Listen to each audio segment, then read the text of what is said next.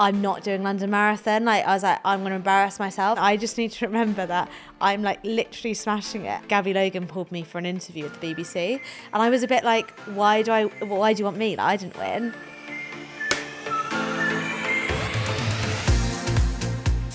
Hello and welcome to Stronger Than You Think with me, Ashleigh Wilmot.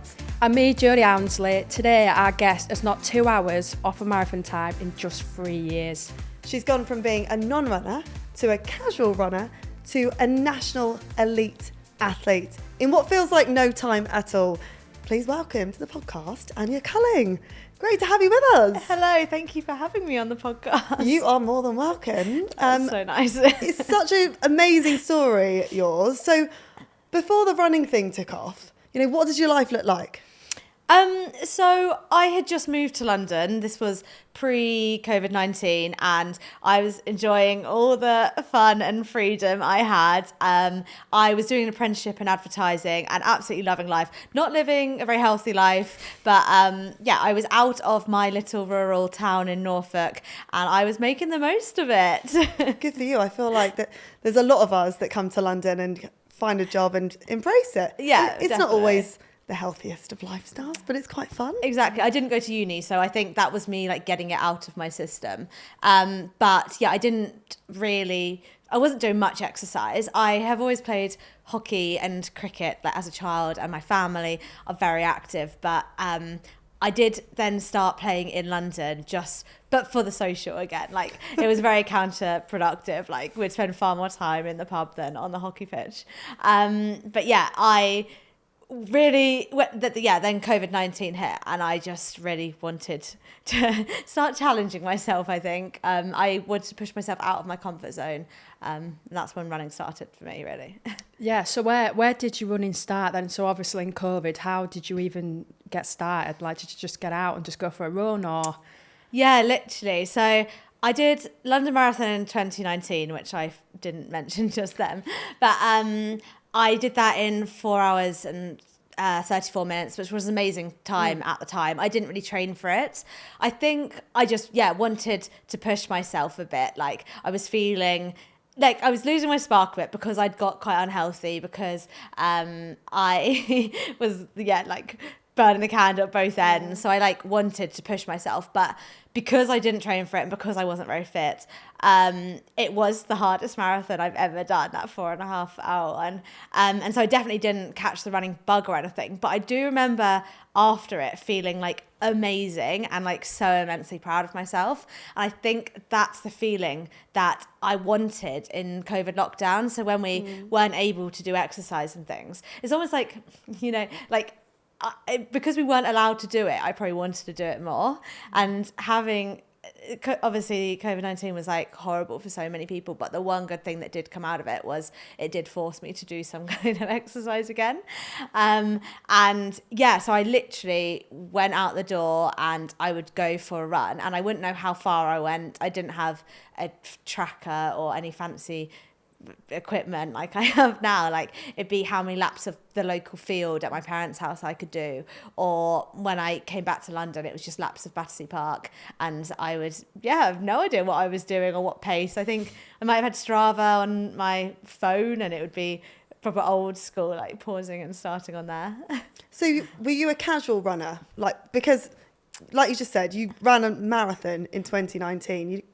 Normally, you have to have some sort of interest in running. Yeah, so I did minimal training for that. I didn't follow a plan. I didn't do anything, but I knew I had to do something to get around. I only liked the long stuff, the long runs. I would never do anything speedy or short.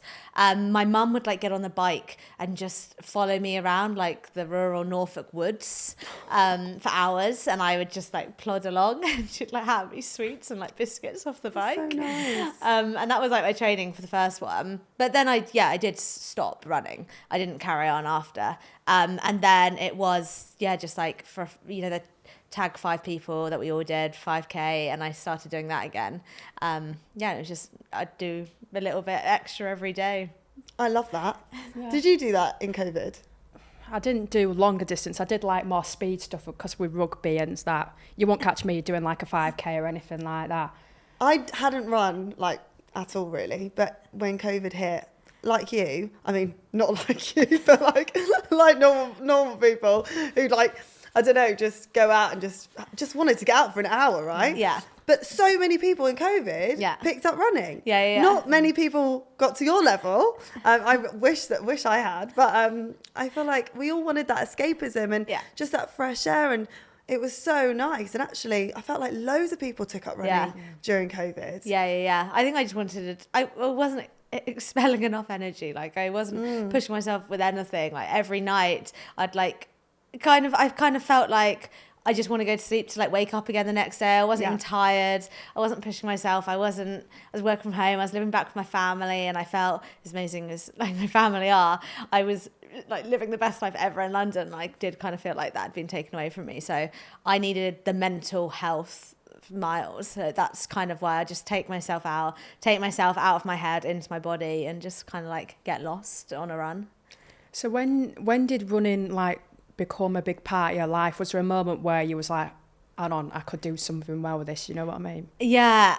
So I associated running with coming out of lockdown and being able to see friends again, because you were only able to socialise outside and things. So I'd just go for runs with friends, and my whole friendship group just completely changed, and they all were the people I ran with, and my whole life became running. It wasn't like the 5K, it would go so beyond that, and we'd go for coffee and we'd go for brunch, and I would message them all the time, and we'd share all the running memes and listen to the running podcast, and I went so deep into it, which I love. But I became obsessed with the marathon. I became obsessed with I had so many inspirational runners that I started to look up to. I got a coach who I would see on those initial first runs in Battersea Park, which I was doing, and I'd pass him every single day, and I'd just smile at him. And then he got made redundant from his finance job in London, and he was like, well, can I coach you? And I was like, yes, please. And then I was one of the first people he ever coached, and now he's one of the biggest running communities in London, and he coached me to an England best, which is really cool. What's his name? His name's Nick Bester, and he has Best Athletics, which was my old running club.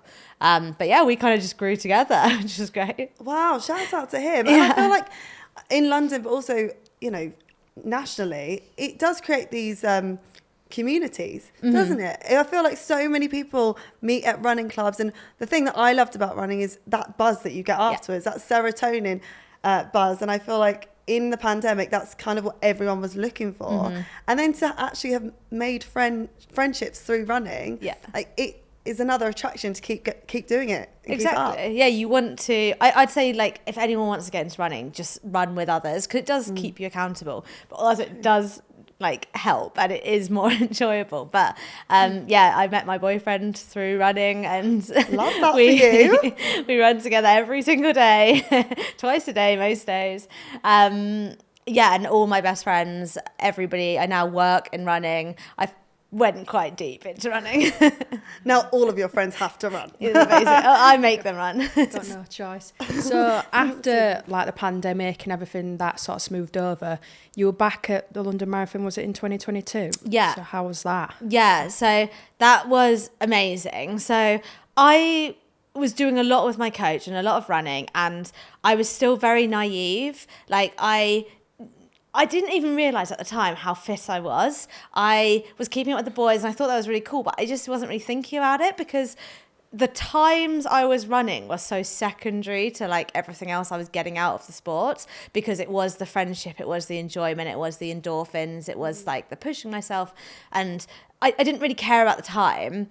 I knew I was going to do well at London, but I didn't even really have a pace I was going to go out at. My coach was basically run behind me, or your one job is just to run behind me. And I was in the masses with everybody else, and that was the most amazing feeling ever. We got to about halfway, and he was like, how are you feeling? And I was like, really good, thanks. And he was like, right. And then he was like, shall we push on? And so we kind of left the group we were with, and I came third British woman that year. And I ran 2:36, which was insane. Where was your coach in this? Right in front of me, a step in front of me the whole way. He ran the whole thing with me. That is amazing. Yeah. What did you feel like when you crossed the line? Did you realise how well you'd done at that moment? I'm sure you didn't see many people in front of you. No, but the other thing is he filmed it. He had a little GoPro on, and it's actually such a special like video for me. And I actually watch it now. It's like big-headed as this sounds, kind of.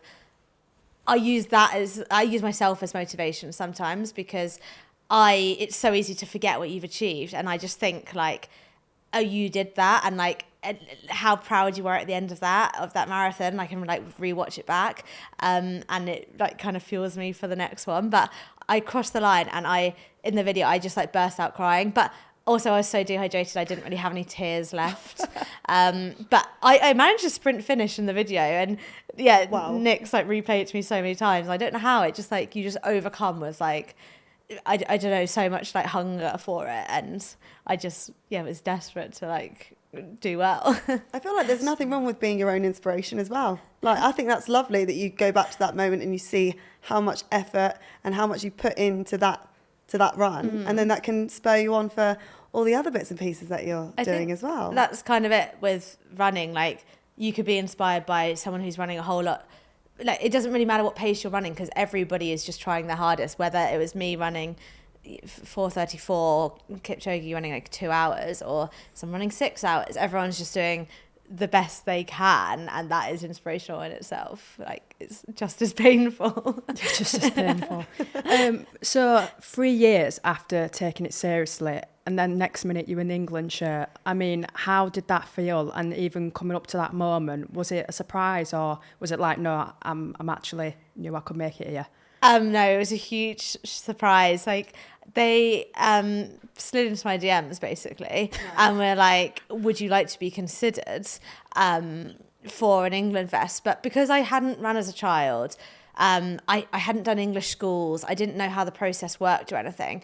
And the England athletics team were actually amazing. And they were just like, we don't want you to like slip through the net because you don't know where them trials are. You don't know what pace targets you have to hit. Like, so we will help you. And they were even like, we can jump on a call with you and your coach, because he was obviously very new to the sport as well. Which was great. So they were like, would you like to be considered? And I was like, yeah, I would actually. That would be cool. But I didn't... I told my family, but I was like, you have to keep it quiet because I don't want to jinx it until they confirm me on the team. And my mum told everybody. And I was just like, you need to start. But I think I was hopeful that I was going to make the team. And yeah, it was the most proud I've ever felt. Like that whole marathon was insane. Yeah. How did they actually tell you that you'd made the team, and then how did you share it with your friends and family?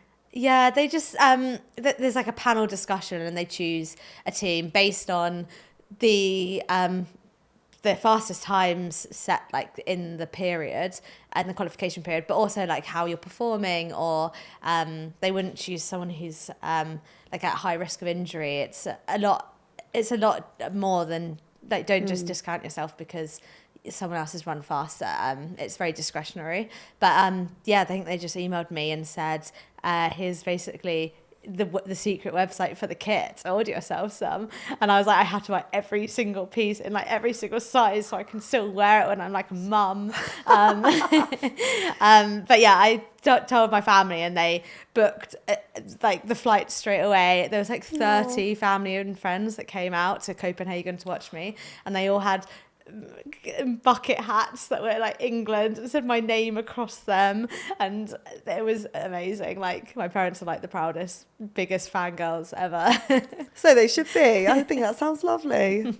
I mean, like when you was in that England shirt, how did that actually feel? Did you feel different to any other race you've done? Because I mean, coming with England shirt is that added bit of pressure. So how did you feel going into it? Yeah, kind of. So just before that race, I would say I was at risk of taking it all a bit too seriously. And I was like, I need to train like an athlete. I need to look like an athlete. I can't like let the country down. I know that's dramatic, but I had to realise that there isn't one way to train. And actually pro athletes don't live this like green, clean lifestyle. You have to enjoy it. And that's like a happy runner is a good runner. And like, yeah, like at the end of the day, I've got to fuel well. I've got to enjoy it. I've got to run well.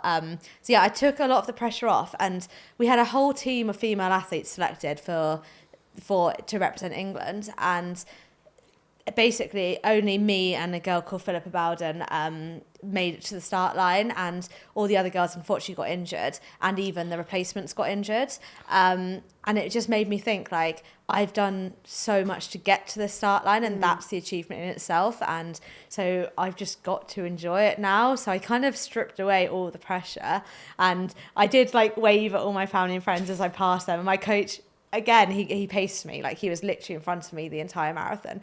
And he was like, Anya, calm down. Stop waving. Stop smiling. Just focus. Like, he calls it like sleep running. He was like, you just need to zone out, like, for the first at least half before you start, like, getting too excited, because that's a waste of your energy. So, yeah, I did just enjoy it and loved it. And, yeah, it was immense. There was pressure, but I used it in the best way I think possible. And it just spurred me on to want to do it for myself, want to do it for everybody, want to do it for my family. Yeah. It must be quite hard, balancing your emotions and your concentration levels when you're running. Like, your coach sounds amazing, because I would be exactly the same, take it all in and wanting to wave to everyone. But it's actually so important to conserve your energy so that you get these times. Yeah, there's so much about running where I think you've got to be really intentional with it. Yes, you can go for a run and tick it off and call it a day, but you're going to get so much more from it if you are head in the game, intentional, know what you want to get out of it, and like kind of stick to the game plan. I think if you just are on autopilot, your body kind of will also be on autopilot and not really create. It feels like I need to push my body and be really in tune with my body for it to like learn and for it to build strength and get the training effects kind of thing. Absolutely. I'm like thinking, when am I going to go on my next run? Yes, same. Sorry, I was sat here thinking, I'm very excited about it. Yeah, what I sort of intrigued by, like when you're doing these runs, like when you sort of zone out, can you hear the crowd and stuff, or does it literally just everything just blur out? That's a really good point. I think genuinely running is, there's so many different forms of running and they're so different from one another. It's like so many different types of sports. Like if you're just easy running, I'm in the headspace of totally zoned out, like totally mindless. I don't know where I'm running. I don't know where I am. I get back and someone will be like, where did you run? I'll be like, I actually can't really remember. And then if I'm doing like speed work, I'm so like head in the game, focused, like channeling all my energy into that. And so I'm like really mindful. So I think in those senses they're two different things, but also like trail running I think is so beautiful, and it's not about pace, and it's so different to road running and running as fast as you can. And basically I think there needs to be more crossover. I could go into that for ages, but like road runners don't seem to know trail runners, and trail runners don't seem to know road runners, but they could both learn so much from each other, I think. This year you ran the marathon in the elite category. So how did you approach that? And did you have a moment of thinking, wow, I've come this far. How have I made it this far? Yeah, so I qualified to be in London Marathon Elite female race, and it's different to a lot of races because it's a female only start. So it's just the few girls like in the elites. I think there was like 16 of us, and it was actually the most elite field that London Marathon have like ever had, and there were world records broken on that day, and the current world record holder was running, and I was a bit like, wow, what am I doing here? I'm so out of place. And there were times in the training before that which it did get to my head, like a few weeks before or like a month before, I was crying on a run and I was like, I'm not doing London Marathon. Like I was like, I'm going to embarrass myself, like I'm not fit enough, like I shouldn't be there kind of thing. And my boyfriend was like, well, you are going to do it. And I was like, I'm actually not. And he was like, how much money do you want to bet that you're going to do it? And I was like, I'm not doing it. Like, I don't care what you say. Like, I'll support you, because he was doing it as well. Anyway, I came to my senses and I was like, I had to remind myself that I did it. Like, I got there and I like deserved to get that place, and I just had to enjoy it. And yes, I'm not going to be running a world record qualifying standard, but I was like it was amazing, and I'd got there and I was in the top few Brits, and I did myself really proud. It was always going to be hard because I was going to be running alone, so I couldn't have a coach pacing me in front of me because it's female only. And the paces were for the faster girls and who wanted to break records, and not for me. So I literally waved them goodbye on the start line, and I ran the whole 42 kilometres by myself in London. But I didn't feel alone for like one single second because the support was insane. And when you say, can you hear it? It's like, it does completely blur, but like when I was running alone, because that's the only thing I had to like hear or see because there was no one else around me. I almost heard like every single thing. And it was the most emotional I've ever been anyway. It's like basically every corner I would just well up, and my family were welling up, and they were like, it was the most amazing thing ever because you could hear the crowd like getting louder and louder as you got closer, and it would be the same. It tails off as you pass.